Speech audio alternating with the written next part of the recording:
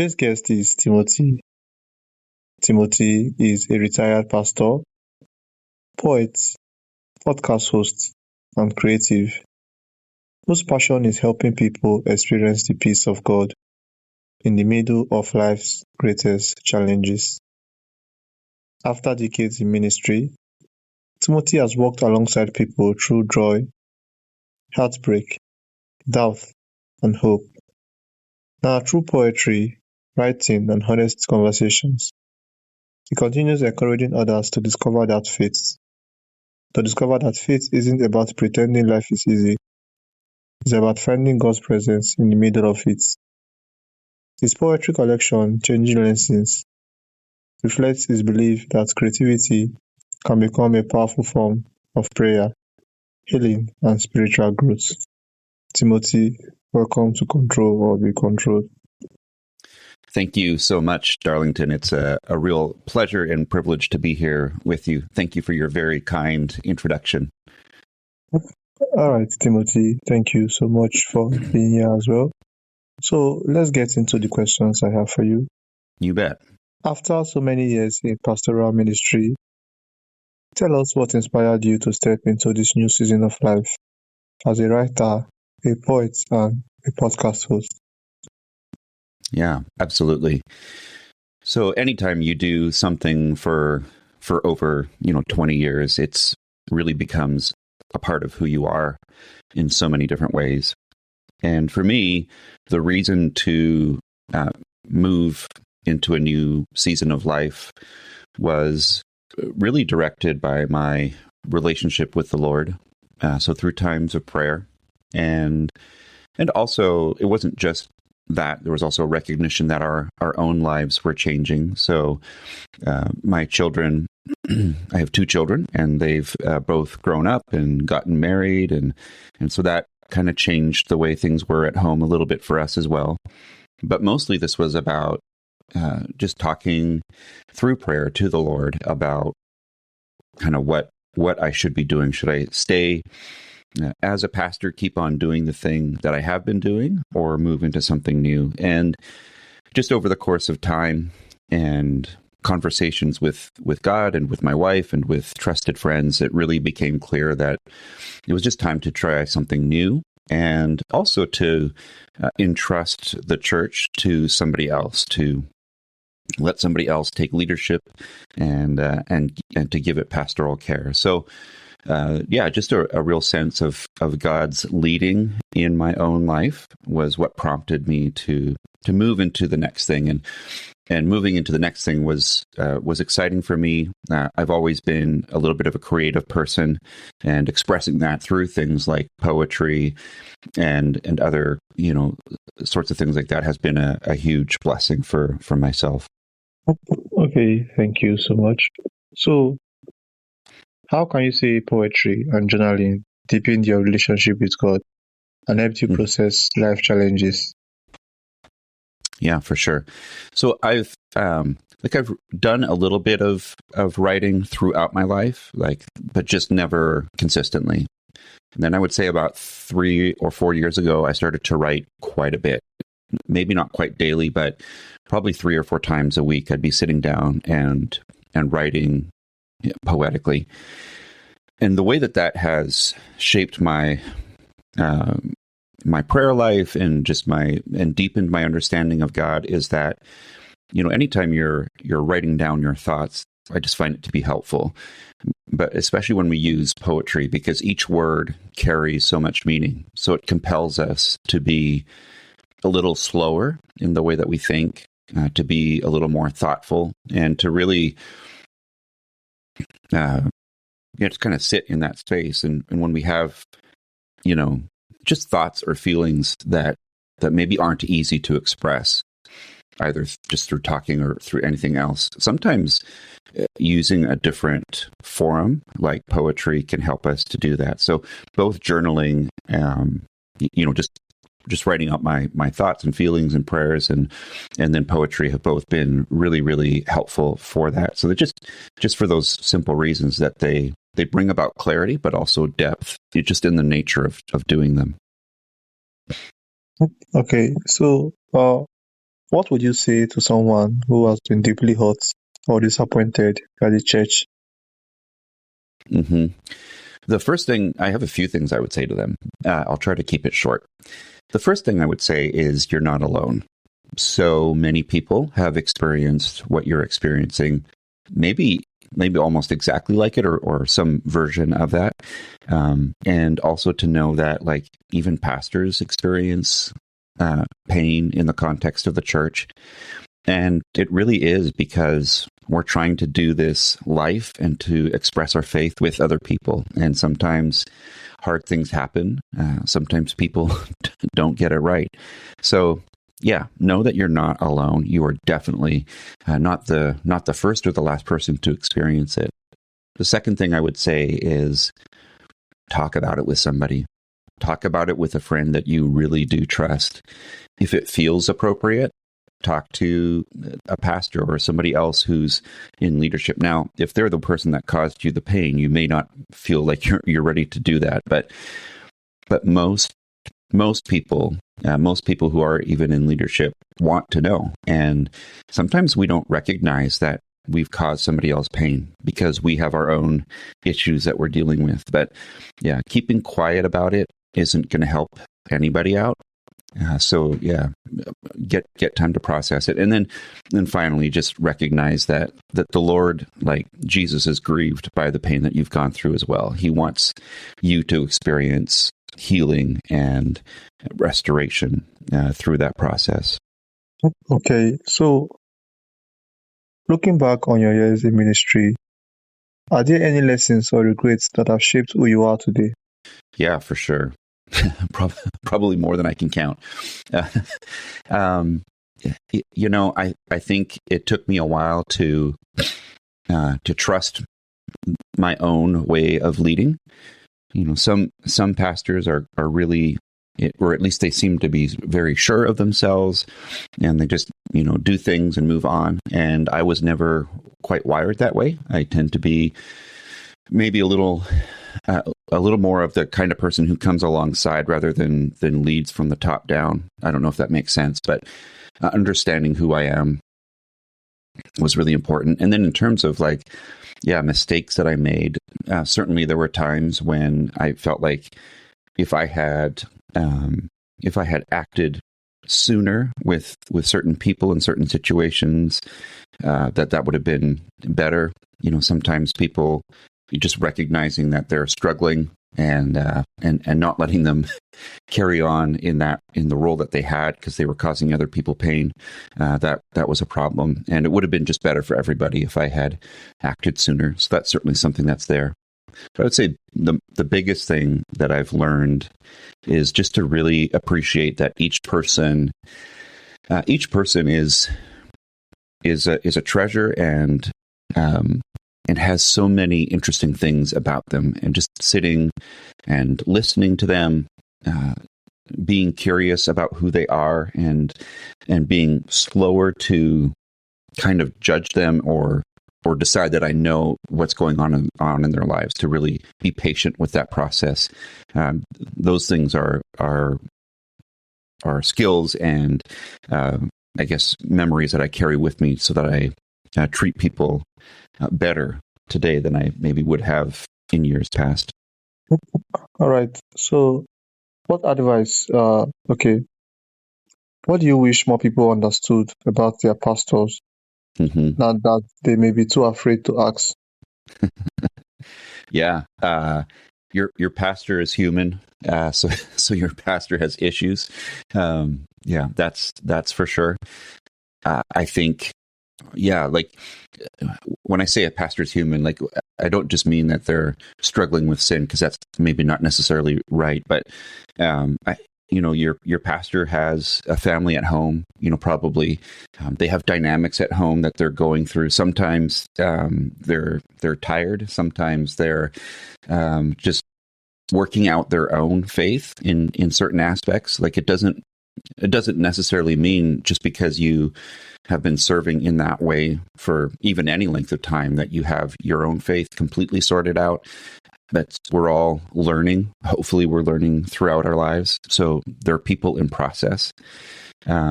And then I would say that, like, there are things that happen along the way where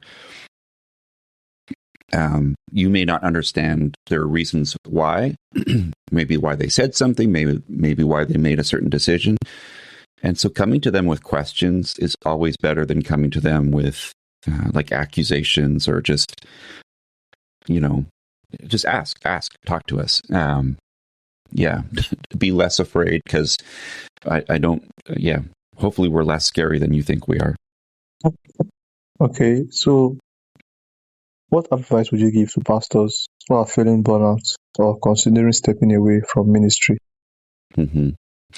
There's a saying that we have, which is called "Don't quit on Monday," and it's the idea that sometimes you've just had a day, you've had a rough day, and you are feeling that way, but give yourself a little bit of space when you feel good, and you can make a good decision. But I do appreciate that that a lot of people feel like burnt out, just like you said, and they're considering whether or not they're in the right spot. I guess my encouragement would be, really spend some time. If you're married and have a family, spend time, talking and praying with them about it, and spend time just seeking the Lord. Let the Lord fill you as you need to be filled, and let the Lord lead you in all of that. And if the Lord is genuinely leading you out of ministry, then listen to that.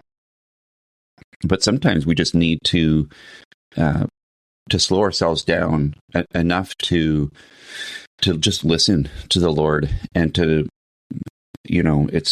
working for the Lord is a good thing, right? Preparing your sermon, preparing all that happens, meeting with people, leading others in different things that need to happen. All of those are good things, but not all of those things will be automatically life-giving to you. So, take time to, work on your own relationship with the Lord, and just to find ways where you're not just your body, but your soul finds that rest and that peace. Jesus says in the end of Matthew chapter 11, I think around verse 28, "Come to me, all you who are weary and heavy laden or heavy burdened.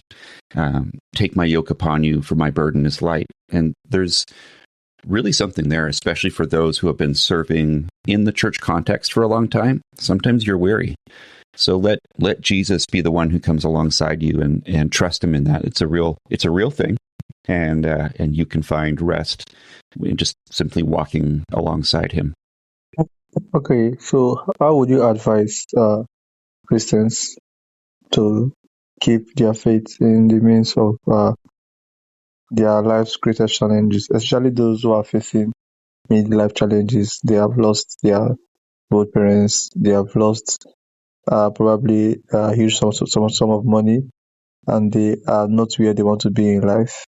While they see their friends and peers going higher, and it feels as if they are stuck, and they try to keep up with their faith and do what is right and be with God. How can you advise they continue to keep their faith? Mm-hmm.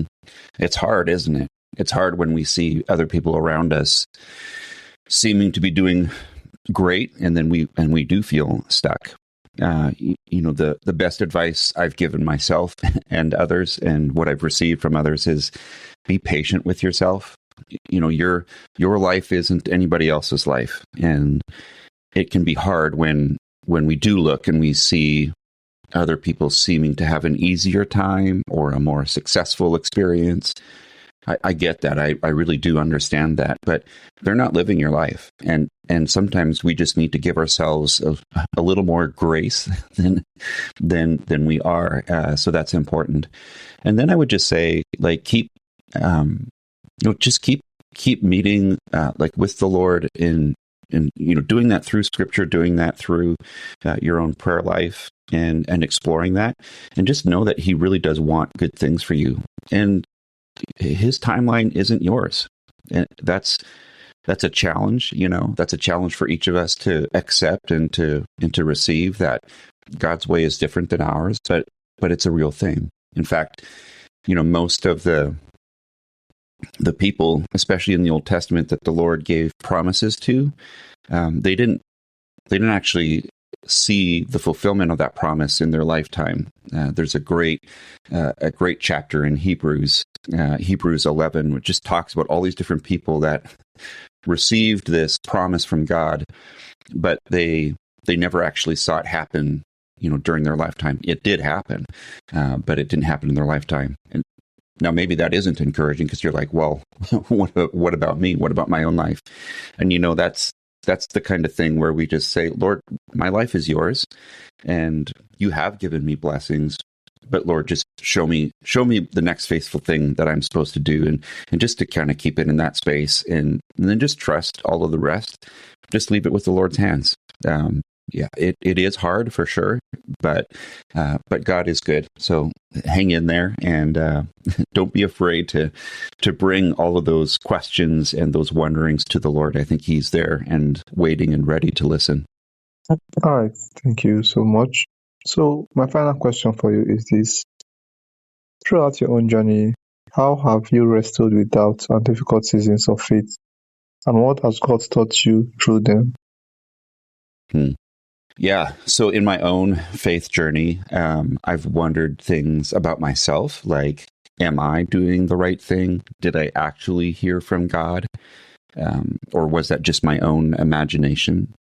Certainly that's been an aspect of it. And I know that's focused a little bit more on me, but it's a part of our prayer lives to go like, okay, am I actually hearing from the Lord, or was that something else? And so there can be that wondering. So I've had to wrestle through that a little bit. And then sometimes even just, kind of wondering like, Lord, are you there? Are you present? Do you see what I'm going through? And, those can be darker moments, because we can feel lonely, or we can feel isolated in moments like that. And what I've found is that it's okay to have those doubts. It's okay to have moments when we're like, I'm not sure that this is real. But then to continue wrestling through them, to not stop. And that process can take longer than we expect. One of the people in Scripture that I'm really grateful is Thomas. Thomas, the disciple who doubts that Jesus is alive. And I think his story is important for us, because he asks questions and he's honest about, kind of what's there. He says, unless I touch, unless I feel, unless I see, I'm not going to believe. And then Jesus meets him there in that moment. He says, okay, go ahead. You can feel the wound. You can touch me. I'm real. I'm here. And there's a cost to that, which is like, hey, people who believe without seeing are going to experience a greater richness. But the Lord still meets us, even when we have those doubts. So just, spend the time. Don't be afraid of them. It's okay. I don't think anybody has a faith that is so rock solid that they never ask questions. In fact, I would say that people who never have questions, I kind of wonder about their faith more than anybody else's. Like, I think we're supposed to wrestle. So it's part of the journey, and you will get to the other side. I promise. Yeah, it does happen. All right. Thank you so much, Timothy. Thank you for sharing your wisdom, honesty, and heart with us today. The journey reminds us that faith isn't about having all the answers. It's about continuing to trust God through every season of life, while finding new ways to grow, create, and serve others. So for those who would like to learn more about your poetry and your podcast and connect with you, how can they do that? Absolutely. You can find me on Facebook. Just look for my name, which is Timothy Stobbe. And that's a great way to do that. And then I have a website called meetmeintheword.com, and that can link you to the podcast. It's on any of the platforms that you might normally find it on, or on YouTube. And the poetry is something that's kind of more of a hobby at this point. I do share it on Instagram, and you can find the book Changing Lenses, and then there are other titles that are the same as that, but look for Changing Lenses with Timothy Samuel. I wrote with my middle name rather than my last name, but you can find that there on Amazon. That'd be great. Yeah, thank you so much for having me. All right, thank you so much. And thank you to all my listeners for taking out your time to be with us today. You guys, as always, are the reason why we are doing this. And I hope you guys can learn from this, those who are going through difficult moments, be able to keep up with your faith. And I'm sure if you would like to connect with our guest for today, Timothy, do sure to reach out to him and check out his work. And you all do have a wonderful day ahead. Thank you, Timothy. Yeah, thank you, Darlington. That was wonderful. Timothy.